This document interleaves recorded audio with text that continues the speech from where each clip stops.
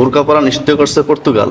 এখন দেখি আমাদের দেশের 95% মুসলমানরা নিউজের কমেন্টে দেখি সাধুবাদ জানায় পর্তুগালকে। বুঝতে পারলাম না যে 95% মুসলমান তারা কিভাবে এটা সমর্থন করে যে বোরকা পরা নিষিদ্ধ, এটা তারা সমর্থন করে কিভাবে, যে তারা না 95% মুসলমান।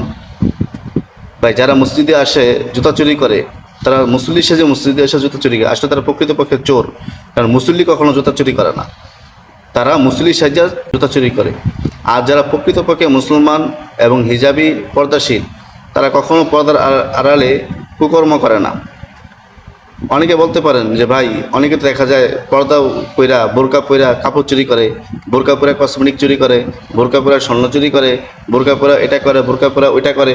বা এটা বোরকার কোনো দোষ না, দোষ হলো তার ব্যক্তিত্বের, দোষ হলো তার চরিত্রের। অনেকে আছে সে চুরি করতে বোরকাকে সে ব্যবহার করে, আসলে সে প্রকৃতপক্ষে পর্দাশীল না, প্রকৃতপক্ষে সে হিজাবি না। এখন পর্তুগালের সরকার কি জন্য নিষিদ্ধ করছে, এটা ওই দেশের সরকারই ভালো জানে। এই জন্য শুধু শুধু বোরকাকে দোষ দিয়ে কোনো লাভ নাই।